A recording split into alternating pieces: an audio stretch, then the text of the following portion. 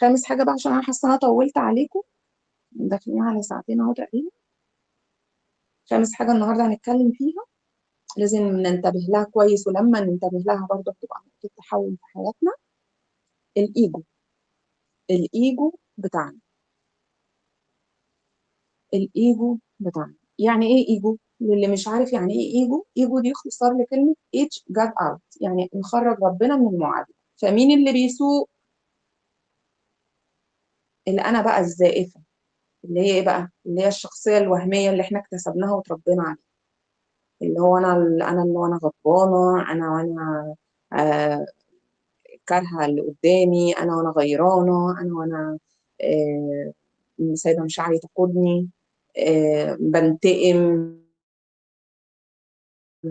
اهم حاجه راي الناس فيا، اهم حاجه شكلي، اهم حاجه لبسي، لا انا ما اعملش كذا اخاف لا يقولوا لي مش عارفه ايه، اهم حاجه مظهري، ان انا يبقى لبسي حلو وشكلي طالع حلو والكلام ده، واهم حاجه اتجوز واحد شكله فلان وفلان وفلان، آه الناس معجبه بيا ولا مش معجبه بيا، انا اعمل الحاجه عشان الناس تعجب بيا، متعلقه بماديات، متعلقه باموال، بعربيه، بشقه، بوظيفه، لا ده انا شغاله في المكان الفلاني، فتباهى ان انا انا الواو، يعني اللي ما حصلتش، اللي عندي العربيه الفلانيه ولا الكلام ده. دايما عايشه بقى في اللالا لاند، اللي هو في الماضي، عايشه دايما في منطقه الراحه بتاعتي. الايجو. الايجو هي الشخصيه الزائفه دي الوهميه اللي ملهاش اي علاقه ولا متصله بربنا، ولا بتعمل حاجه في اتجاه الله عز وجل، او في اتجاه الانا الحقيقيه او الذات العليا، اللي هو من الاخر كده اللي احنا بنقول عليهم ان اكثر الناس لغافلون، عايشين في الوهم، في اللالا لاند، ماشيين ورا الايه، ان ان قيمتي في شكلي، في لبسي، في مظهري، في وظيفتي، في جوزي، في اسرتي، شكلنا حلو كده. انما لو مثلا انفصلت او كده، الناس هتقول عليا ايه؟ الناس بقى اللي عايشه كده. طبعا الحاجات دي كلها جميله وحلوه ومهمه وكل حاجه، بس تيجي في المرتبه مش الثانيه، العشره. لان في مركزيه، انا بعمل اي شيء انطلاقا من ايه؟ انطلاقا من علاقتي بالله عز وجل، ولا انطلاقا من الانا، الايجو؟ يعني انتم متخيلين بس الفرق؟ النيه من اليمين للشمال على طول. انا بعمل المحاضره دي ابتغاء مرضات الله، عشان اساهم للبشر، عشان انفع الناس، عشان حاجات بقى كتير بيني وبين ربنا، ولا عشان اطلع ظاهر ان انا واحده بعد؟ من اليمين للشمال على طول. وان انا اهو بفهم، وان انا بعرف اقول ان انا مفيش حد زيي، وان انا واو، وان انا الناس هتقول عليا انت قمر وانت حلو. فرق فرق فرق فظيع. فانت يعني من اي نقطه انت بتتفاعلي مع هواكي ومع حياتك؟ منين؟ منين؟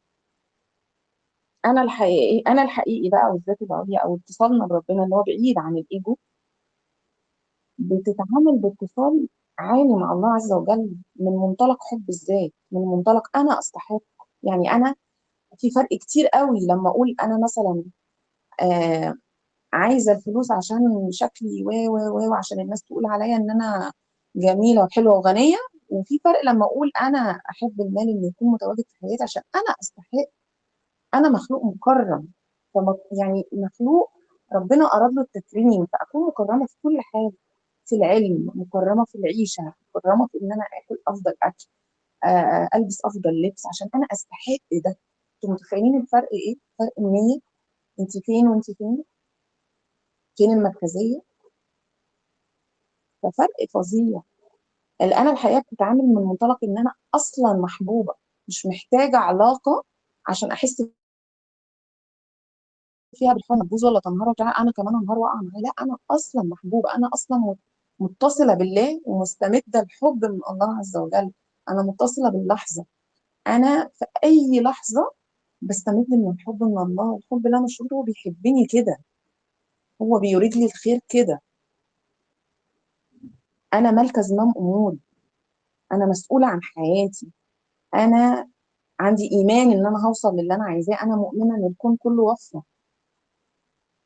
انا واثقه بالله، واثقه وثقتي في نفسي وايماني بذاتي من ايماني بالله وثقتي في الله، مش من شكلي، مش من وظيفتي، مش من علاقتي، مش من ولادي، مش من بيتي، مش من مظهر، لا. كل ده مطلوب انه يبقى حلو، بس انا ما باخدش الامان من ده، ولا باخد ثقتي في نفسي من ده، لا. انا باخد ثقتي. وعلى فكره يا جماعه، والله وعن تجربه، فعلا الانرجي مختلفه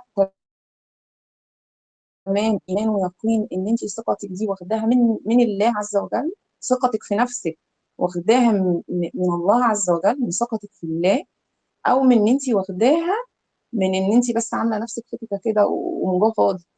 لا، خالص خالص، بتنعكس والناس بتقراها وبتفهمها. واللي هو بقى نص نص ومش متمكن من نفسه بيخاف منه، بيخاف يقف قصادك اصلا، ويعني بيفكر ألف مرة قبل ما يتكلم كده، والله وعن تجربة. أنا كنت ده وبقيت ده، وشفت الفرق بعيني في مواقف كتير قوي. ليه بقى؟ لأن نظام الإيجو ده نظام اسمه نظام الخوف. هو أصلا نظام الإيجو اسمه نظام الخوف، اللي هو الأنا المزيفة، الأنا الوهمية دي. إنما نظام الأنا الحقيقي، النظام المتصل بالله، نظام اللي هي الذات العليا، نظام حب.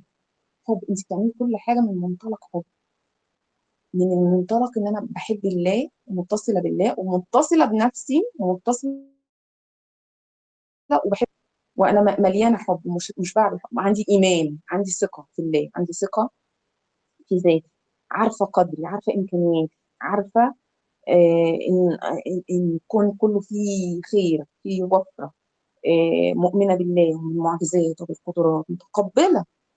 انما نظام الايجو على طول رافض، على طول بيقاوم، ازاي يكلمني كده، ازاي يعملني مش عارفه ايه، الناس هم اللي غلط، الناس هم اللي عملوا، ما بيعترفش بالمسؤوليه اصلا. دايما دور الضحيه، دايما يلقي الاتهامات على الغير. انما التاني، النوع التاني المتصل بالله، لا، اكيد الموقف اللي حصل ده انا لله وانا اليه راجعون، دايما يرجع لله. ودايما اللهم اني لا اله الا انت سبحانك اني كنت من الظالمين. يعني انا اكيد فيا حاجه من جوه، فكره او معتقد او شعور او اي شيء جوايا سبب لي هذا. وبيبدا بيقرا الرساله اصلا من كل موقف بيحصل له، رساله ايه؟ بيعرفها وبيقراها. ليه؟ لانه متصل بالله، فالله عز وجل بيوضح له دايما الامور، يعني ما بيسيبش، ما بيسيبناش تايهين، ما بيسيبناش. ربنا خلقنا وخلق كده في نظام ارشاد جوانا، انت بقلبك نفسك بتعرفي، بتحسي. ما بيبقاش فيه انخداع، يعني ربنا سبحان الله بيبقى فيه نظام وقاية كده وحماية من الله عز وجل، ان المخادع بيكشف لك، الكذاب بينكشف لك، في حماية. انت بتلاقي في حماية طول ما انت متصلة بالله عز وجل وبتستمدي منه كل شيء، تستمدي منه الوقاية، تستمدي منه الحماية، تستمدي منه الحفظ. طول ما انت في يعني في حراسة مشددة، خلصت، انت بس امني بده، خلصت مهما حصل لك. حتى انا في امان الله، انا في حفظ الله، انا ثقتي في الله، خلاص مفيش حاجه تخوفك اصلا. انت واحده واحده تلاقي نظام الخوف ده بدا ينهار بقى، خلاص انت مش خايفه من حاجه اصلا. طيب. طيب هنقول ان احنا كلنا، كل البشر عندنا النظامين، بس عشان نبقى واضحين، كلنا عندنا النظامين، نظام الايجو ونظام الذات العليا. بس بنسبه كام؟ اه، ده بقى اللي احنا كنا بنتكلم فيه. الناس اللي هي عندها نظام الايجو بيبقى نظام الايجو نسبته عاليه جدا، وتلاقيها في مواقف قليله قوي اللي ممكن تتصل بلا ترجع كده. والناس التانيه النظام الايجو عندهم موجود، بس بنسبه بسيطه، بنسبه ضئيله، اللي هي حتى لو ما تظهر يرجعوا بقى تاني على طول لله عز وجل، يرجعوا تاني للانا الحقيقي، يرجعوا تاني لذاتهم، لكينونتهم، لعلاقتهم بالله. بس موجود، ما نقولش مش، ما ننكرهاش، ما ننكرهاش. وما ننكرش برضو في الناس اللي هم الايجو واخدهم قوي، برضو ما ننكرش فيهم ان هم فيهم بذرة خير، بذرة نور. بس هم مشدودين بقى لأشياء كتير متبرمجين عليها، وأشياء كتير مشوا في سكتها، وهم خلاص هي مرتاحين كده، خلاص هم اختاروا ده. يعني نتقبل كل شيء، ونتقبل كل الأطراف، ونتقبل كل الناس، كل واحد حر وهذا اختياره. ولكن احنا نختار ايه؟ احنا نختار كذا كذا كذا. يعني ما نرفضش ليه بقى؟ لان الله عز وجل يعني ما نحكمش عليه. الله عز وجل اراد ليهم ان هم يكونوا موجودين، فاحنا ما نحكمش عليهم. ما احنا نحكم عليهم يعني نرفضهم، يعني من الاخر كده كاننا يعني استغفر الله العظيم يا رب بنعترض على الله عز وجل. مجرد انت ما تحكمي على حد، انت كانك بتعترضي على اراده الله في ان الحد ده يكون موجود اصلا. فانت لا يعني هنتكلم كتير في الاحكام، يعني ان شاء الله بعمل لكم لقاء كده بس عن موضوع الإحكام، خطير جدا جدا. فيعني ما حتى لو شفنا حد بقى عنده نظام الايجو ده ما نقولش ده ايه الايجو ده وايه ده مش عارفه ايه ده شخص، لا ملناش فيه. الله يهدي له حاله. نقطه خلصت. انا اركز في نفسي. يا ايها الذين امنوا عليكم انفسكم لا يضركم من ضل اذا اهتديتم. هو ضل، هو الله ربنا يتكفل بيه، مالناش دعوه. بس انا ليا حدود، انا ليا اختيارات، انا ليا نظام، انا ليا وضع تاني خالص. بس ما تكونش عليه وما رفضوش. الله اراد له يكون موجود. احنا اصلا لم نكن شيئا، احنا كلنا كده على بعض ما كناش حاجه اصلا، كنا في العدم، ما كناش موجودين اساسا. بس الله اراد للجميع ان يكون موجود، فيبقى الجميع اهلا بيه على هذه الارض، مرحب بيه على هذه الارض ايا كان. لا احكم على حد، مش دعوه، ان الحكم الا لله. ننتبه بس النقطه دي كده بالمره يعني في وسط الكلام. طيب ربنا بيقول لنا ان اكثر الناس لا غافلون، ان اكثر الناس لا يعقلون لا يعلمون. يبقى هي الغفله الكبيره بقى هي غفله الايجو، اللي هو نظام الخوف. طيب بيكون نظام الخوف، الناس ديت عايشه كده في الايه، في سبات عميق. خلاص ضحك عليهم الشيطان، بس استحوذ عليهم الشيطان. انما نظام الحب بقى ده، يعني ما شاء الله عليه، قدر يطلع بقى من منطقه راحته، قدر يطلع من بوكس الوعي الجمعي، قدر يطلع من، يتخلص من مخاوفه، يتخلص من مشاعر سيئه كتير. ارتبط بس بفك كل تعلقاته. خلاص هو مش مرتبط بحاجه، ولا بمنظره ولا بشكله ولا بلبسه ولا بعيلته ولا بوظيفته ولا بأي حاجة، ولا حتى بعلمه. يعني ممكن يبقى حد متعلم جدا بس هو واخد يعني الإيجو عنده إن أنا الدكتور فلان أو المهندسة فلان. لا عادي، هو مش متعلق بأي حاجة خالص. الفئة الأولى بتوع الإيجو دول دايما بيكون ليهم رد فعل بيعارضوا بيه لأن الفئة الثانية اللي هم ماشيين تبع الذات العليا بتستفزهم جدا. يبقوا عم يسببوا لهم استفزاز، فبيبتدوا بقى ان هم يغضبوا ويتهجموا ويتريقوا ويسيئوا وينتقدوا بقى، والسخريه والكلام ده، والانماط دي موجوده كتير حوالينا يعني اكيد كلنا تعرضنا. وممكن يتجاهلك، يعاملك بطريقه، يعمل لك بلوك، يوصفك ان انت مجنونه اصلا، يشوفك بطريقه غريبه، ان انت بس ايه، مش متعلقه بحاجه، مش فارق معاكي حاجه، مش خايفه من حاجه، مسلمه الامر لله، سايبه الدنيا كده، يعني راضيه بكل حاجه. بس وليكي اختياراتك وليكي آرائك المعينة وليكي، خلينا نقول طقوسك المعينة في اتصالك بالله، في التأمل، في إن أنت في حالة دايما تعليم مستمر، تحبي تتعلمي تحضري حاجات. شايفينك مجنونة ليه؟ لأن أكثر الناس غافلون. فطبيعي الفئة ديت اللي بتمشي في طريق التزكية وطريق الوعي وطريق إن هي تترقى وتترفع بقى عن كل الأشياء ديت، يبقوا فئة يعني غريبة. خلينا نقول إن إحنا يعني غراب في وسط المجتمع. تحبي دايما إن أنت يعني ميل شوية للعزلة، للتأملات، إن أنت تعملي خلوة، إن أنت تتصلي بذاتك أكتر. مش فارق معاكي بقى التجمعات والكلام ده، أو بتحبي تخرجي وكل حاجة، بس يعني على مش بتفضلي قبل، أو بتجدي متعتك في إن أنت قاعدة بتستأنسي بالله، بتستأنسي بذاتك، بتستأنسي إن أنت قاعدة بتقرأي مثلا القرآن، تصلي صلاتك بخشوع ليكي كده، حاجة لحاجة تانية. فالناس بتشوفك غريبة، يبتدوا ان هم بقى ايه يقولوا ده عندها توحد والكلام الغريب اللي الواحد ساعات بيسمعه. اللي انت عملتيه ان انت مرتاحه للصوت اللي في قلبك دوت، تخليتي عن الايجو دوت ومشيتي في طريق التزكيه والارتقاء وحبيتي نفسك. طيب لا يعني اعمل ايه بقى لما الاقي الفئه ديت اتعامل معاها، او لما اكون في وسطها ما تلاقيش معايا؟ خلاص ما اتكلمش كتير معايا، ما احاولش اجادلهم ولا اقنعهم اصلا بحاجه. يا ايها الذين امنوا عليكم انفسكم لا يضركم من ضل اذا اهتديتم. وعلى فكره لو حد غلط في ودخل معاكي في مناقشه في حاجه معينه او نقطه معينه وقعد يعمل غلبه وبتاع، انت ترفعي اصلا ان انت تردي. ده هو الله عز وجل في ايه بس مش فاكره نصها بالظبط، قال لك يعني زي ايه، ان احنا لو قعدنا مع يعني ناس زي كده، ان احنا نسيبهم ونمشي حتى يكفوا عن اللي هم بيعملوه ده. ولو فضلنا قاعدين معاهم وجادلناهم فانكم اذا مثلهم، هتبقوا زيهم. انتوا متخيلين؟ انت مش مطلوب منك تدافعي اصلا عن اي حاجه، ولا مطلوب منك تبرري، ولا مطلوب منك. هم الاشخاص دي بقى اكتريتهم مرهقين ومستفزين وايه تاني عايزه اقول، ان هم بيجادلوا كتير وبيسحبوا طاقتك اصلا، وبيعيشوا بقى بيمصوا الطاقه بتاعتك ده، لان انت اشتغلتي كتير على نفسك واتصلتي بالله كتير، فانت يعني عندك نور كبير هما ما بيقدروش عليه اصلا، فبيبتدوا ان هما ايه، يجادلوا يجادلوا يجادلوا يجادلوا عشان يبتدوا ان هم يخترقوا بس حاجه زي كده. فانت ترفعي عن ده اصلا، احفظي طاقتك، احفظي طاقتك، ما تجادليش ما ترديش، والله هو كده كده بيجادل بيستنزف طاقتك، خلاص انت احفظي طاقتك، خلص الموضوع خلاص، والله انت رايك كده خلاص، بمنتهى الهدوء والسكينه والحكمه كده.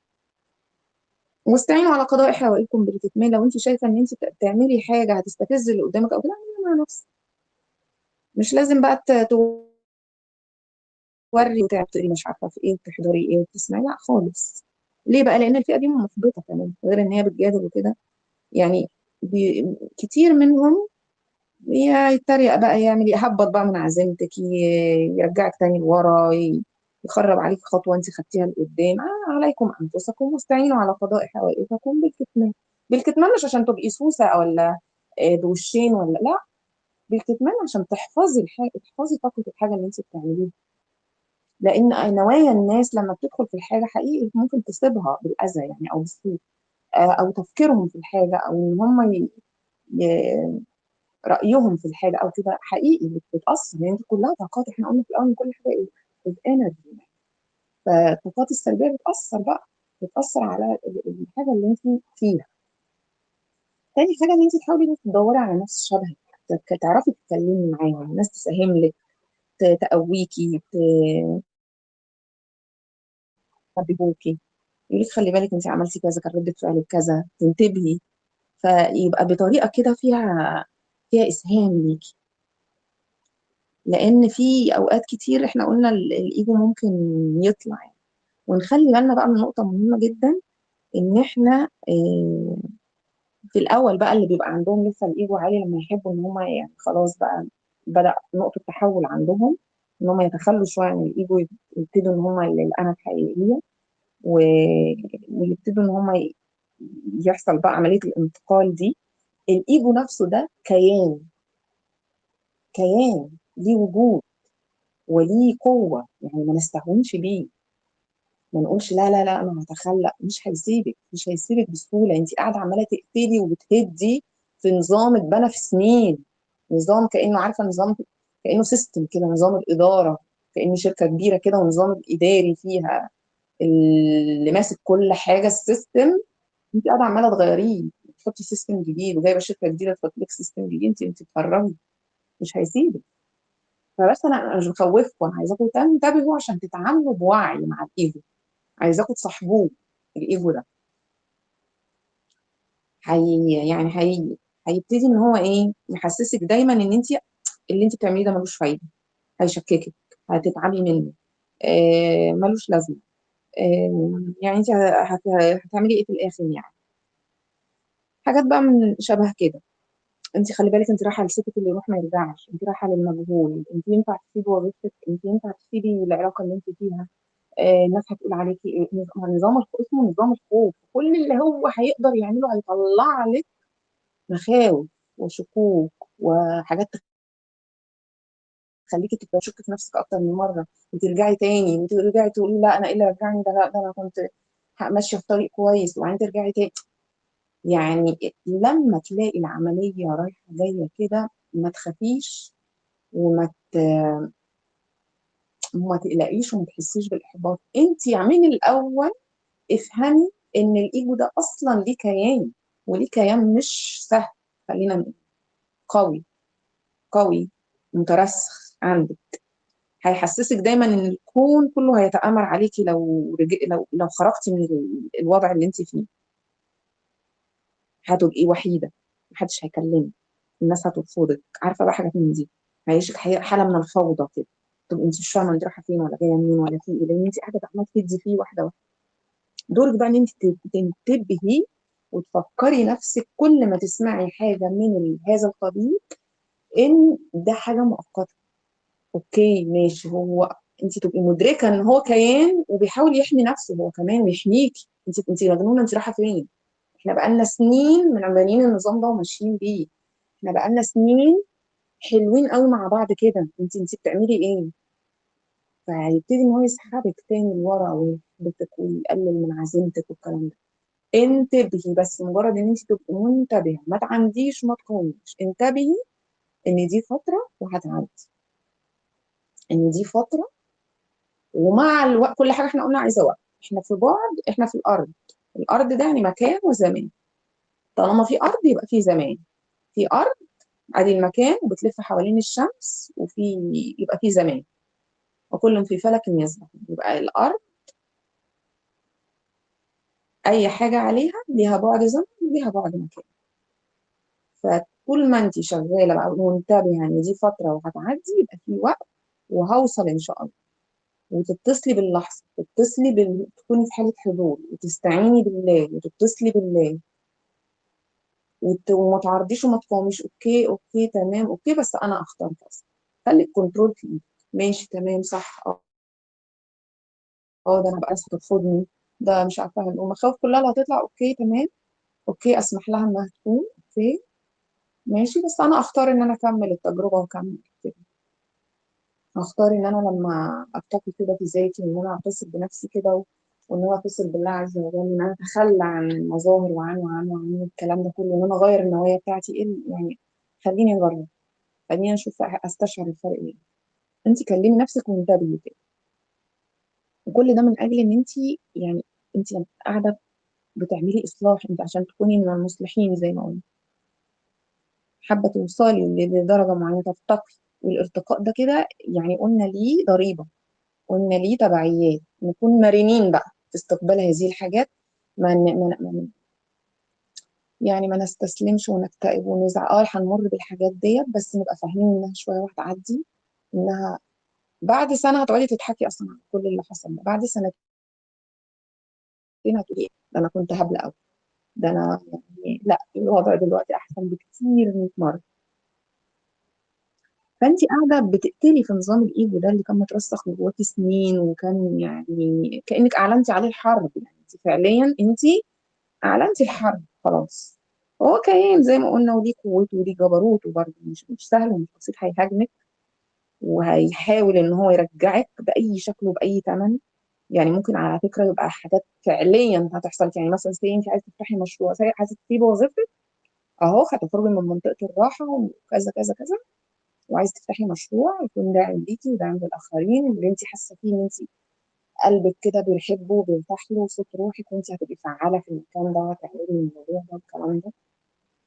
خدي عندك بقى ان الموضوع ممكن يبوظ، ان الناس مش عارفه يحصل ايه، خدتي مكان وحصل فيه إيه. ممكن تحصل هذه العكوسات، كل ده خليكي مدركه ان هي نظام، بس الايجو بيحاربك، هي بس الحرب مش هتبقى ليها داخليه بالشكل ازاي، ممكن تتجلى بقى بره الشكوك دي والمخاوف، هتتجلى في ردود افعال واقعيه، تلاقي في حاجات بتبوظ، مش عارفه ايه بيحصل. آه، يعني في الواقع انا برضو مش عايزه بس فيكم خوف او حاجه، بس يعني احيانا بتحصل حاجات من دي، كل اللي عليك ان انت تعمليه اوكي. بصي بقى، هقول لك مفاجاه، اوكي انا اقبل ان كل ده يروح، ممكن تخسري فلوس، ممكن تخسري علاقه، ممكن تخسري حاجات كتير، اوكي، وانا اسمح لده ان هو كله يحصل، وده ثمن التغيير، اوكي، وما المتاح خلف كل هذا، عادي يعني. كيف سيصبح الحال أفضل؟ عادي جدا، ببساطه، ببساطه، لو انت تعرضتي لمواقف زي دي، عكوسات زي كده، اعتبريها ثمن لتخليص نفسك من الايجو اصلا، خلاص اوكي، من قوه الجذب اللي عماله تشدك تاني لورا، اوكي تمام، انا خسرت كذا وخسرت كذا وخسرت كذا، بس كسبت ان انا خدت خطوه لقدام، وده كان تمن قصاد ده. عادي جدا، ما تندميش بقى ولا ندم بقى ولا الكلام ده ولا اي حاجه، ولا اي حاجه. ببساطه الموضوع بسيط جدا، وخليكي يعني مكمله في طريق وفي الاتجاه الصحيح، وعبري بقى عن اللي انت عايزاه، عن روحك، عن صوتك، عن كل اللي انت حابه تعمليه. خلي عندك ايمان دايما ان انت طالما قلبك هو اللي بيقودك، وان روحك هي اللي بتقودك، وان دي اشارات ربنا بعتها لك ان انت تمشي في طريق معين، ان انت هو ده الاصلح ليكي مهما حصل لك من عقوبات. يعني مش عقوبات، عقبات قدامك مثلا، او اشياء تحاول ان هي ترجعك لورا. خلي عندك ايمان قوي ان طالما انت احساسك من جوه ان هو ده المكان الصح وهو ده الطريق الصح، بس ده يكفي. اوكي، انا كل اللي بيحصل ده مقابل ان انا بنتقل، ان انا بغير طاقه، ان انا بطلع من ليفل لليفل، ان انا برتقي، ان انا بغير من مدار لمدار. افكاري بتتغير، نواياي بتتغير، طاقتك نفسها بتتغير. انت ممكن تحسي بتعب على فكره جسماني، حاله ان انت بتغيري من سيستم لسيستم، من عاده لعاده، من حاجه خلاص بتتخلي عنها وحاجه جديده بتتبني. انت ممكن تلاقي نفسك جسمك نفسه متاثر ومرهق. ليه؟ لان دي طاقات بتتغير، انرجي بتتغير. فيعني خليكي دايما منتبهه ان انت فيكي نفخه من روح الله، ان هي مدياكي القوه، وان الله يعني القوي مقويكي، وانك اصلا فائقه القوه. ان القوه لله جميعا، وان العزه لله جميعا. خليكي متصله بهذه القوه، بهذه العزه، بالله عز وجل. فلما نلاقي ان الايجو بيعمل كل اللي في وسعه عشان خاطر يمنعك ان انت تتغيري، وان انت تفضلي قاعده في منطقه الراحه بتاعتك، وان انت قاعده في منطقه خلينا نسمينا بقى اللي احنا كنا بنتكلم عليها من شويه، انا فاشله، انا مش عارفه، انا مش قادره، انا مش عارفه ايه. يعني انت عايزك هو تفضلي كده. لما انت بقى تدركي ان الايجو يعني هو اصلا كيان بيدافع عن نفسه، بيحافظ عليكي كمان عشان انت ما تتعبي. ما خلي بالك، هو مش عايز النظام يتغير، لان انت نفسك هتحسي بسيستمك نفسه هيتغير، وانت وضعك نفسه هيتغير. هو بيحافظ على نفسه، بيحافظ عليكي. انت لا، ما تغيريش حاجه، خليكي في منطقتك دي. احنا متعودين على كده واحنا مرتاحين كده. فكله يهون بقى. اعترفي بس لنفسك كده ان انت تقدري، وان انت بتستمدي قوتك من قوة الله، وان انت بترتقي، وان انت بتتعرفي على نفسك الحقيقية. خلاص، بتسيبي بقى نظام الايجو ده، تخلي عنه واحدة واحدة. يعني مفيش اجمل على فكرة من ان انت تشوفي الواقع كله بيتغير لواقع حقيقي، واقع يعني فعلا حقيقي، اقرب للحقيقة، بيعبر عن روحك، ويعبر عن ارتقائك كده، وسموك، وقربك من الله عز وجل، من نفع، وان انت بتعملي كل حاجة يعني انطلاقا من روحك كده، ومن قلبك، ومن حبك لذاتك، من رضاء الله عز وجل. مش فشخرة، مش ان انت عشان الناس تعجب بيكي، عشان الناس تشاور عليك. لا لا خالص. الموضوع ده بيبقى مختلف تماما. تشوفي كمية رضا وسكون وهدوء وتسليم، حاجة روعة، بتعيشي مشاعر روعة.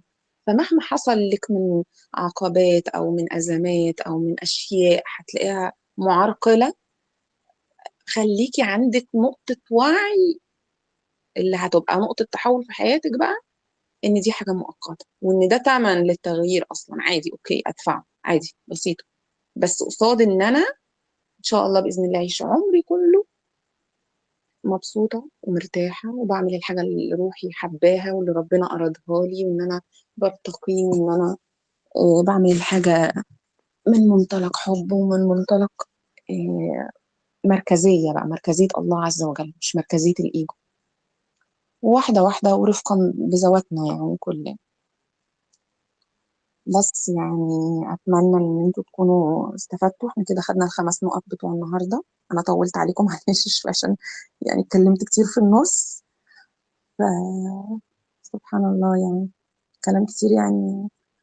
اتقال كده، ربنا أراد بقى إن هو يتقال. فإن شاء الله بإذن الله، دي كانت أول يعني جزئية اتكلمنا فيها. قلنا عن الإيه، لو شطار بقى فكروني، المعتقدات والأفكار، وقلنا الذبذبات والطاقات، إن إحنا نرفع من ذبذباتنا دايما، ونكون أصلا على تردد ذبذبات عالي. تالت حاجة قلنا الإيه كمان، الصورة الذهنية عن نفسنا. وبعدين اتكلمنا عن الإيجو أهو، في الآخر في نقطة كمان اتكلمنا عنها اللي هي إيه، الحضور. حالة الحضور، إن إحنا دايما نكون في حالة حضور، وحالة اتصال بالله، وإن إحنا نكون دايما آه، مفعلين الحضور في حياتنا عشان نقدر نتجاوز العقل والأفكار والمعتقدات ووجهات النظر والأحكام اللي دايرة في دماغنا وموقفة عننا استقبال الأفكار الجديدة والأشياء الجميلة والرائعة والفرص يعني اللي موجودة حوالينا في كل لحظة وطول الوقت، وفي وفرة منها بس احنا مش شايفينها عشان مش في حالة حضور. فأتمنى إن انتوا تكونوا استفدتوا فعلا من الكلام اللي قلناه، يكون لمس كده حاجة في قلبكم وفي روحكم، وإن انتوا تطبقوا الكلام اللي احنا قلناه ده. يعني الفكرة برضو مش إن أنا، يعني الكلام ده ممكن نقراه في كتب، ممكن نسمع في كورسات، بس يعني الاستفادة الحقيقية مش إن انت تعرفي معلومة، إن انت تطبقيها، وتطبقيها لدرجة إنها تبقى برمجة عندك، يبقى ده الأوتوماتيك بتاعك، يبقى ده الأوتو بايلوت بتاعك بقى. انت دايما في حالة انتباه لنقط فارقة في حياتك. ده معتقد هحرره، انا ليا اختيار معين، انا هاخد اكشن، لا انا قوتي الذاتيه عن نفسي كذا كذا كذا، مش كذا كذا كذا. طول الوقت انت منتبهه للامور دي كلها، يبقى ده اللايف ستايل بتاعك، يبقى ده ردة فعلك تجاه الامور دي كلها، مش ان انت قاعده تسمعي معلومات وخلاص وسايبه نفسك زي ما انت. فبليز يعني اللي استفاد من حاجه فعلا يا جماعه يفعلها، عشان فعلا تلمسي بقى التغيير الحقيقي، تلمسي ده على ارض الواقع في شخصيتك وفي نفسيتك وفي طاقتك وفي كل حاجه، كل حاجه، وفي اهدافك. كل حاجه فعلا هتلاقيها بتتغير، وتقدري تخرجي من منطقه راحتك، تخرجي من الانجو، تخرجي من الاشياء ديت. وكل ما اتصلتي بالله اكتر، هو السر في الاتصال بالله مش في اي حاجه تانية. وفي لا حول ولا قوه الا بالله. انا دايما دايما اقرب كلمه لقلبي الفتره الأخيرة دي كمان بالذات، أن لا حول ولا قوة لي إلا بالله. لا إن أنا أعرف أغير معتقد، ولا إن أنا أعرف إن أنا أقول على نفسي إن أنا ناجحة وجميلة وممتازة، وإن أنا أسيب ولا أي أقدر أعمل أي حاجة ليا خالص إلا بالله، إلا باتصالي بالله، إلا بحبي لله، إلا باستمدادي بكل شيء من الله عز وجل. فيعني أنوي إن أنا أكون قدرت إن أنا أوصل لكم نقطة ولو بسيطة وصغيرة في هذا الوعي، إن إحنا دايما نكون متصلين بالله في أي حاجة، في أي حاجة، وإن دايما ترجع الفضل لله، وإن لا حول ولا قوة لي على أي شيء إلا بالله. دايما دايما الله أكبر، الله أكبر، تستشعريها كده في كل حاجة وفي كل لحظة في حياتك، إن الله أكبر من أي حاجة، أي شيء، أي شيء في حياتنا الله أكبر منه. ماشي يا جماعة، يعني كفاية بقى كده عشان أنا مش هبطل كلام. أنا عارفة نفسي. فخلاص عشان ما أطولش عليكم، ان شاء الله نتقابل بكره في نفس الميعاد باذن الله. باذن الله هاكد عليكم برضو الميعاد بكره ان شاء الله على 6:30 و5 كده، نكون المغرب اذن وصلينا، ونبدا باذن الله. ومتشكره جدا، واشوفكم على خير. يلا، سلام.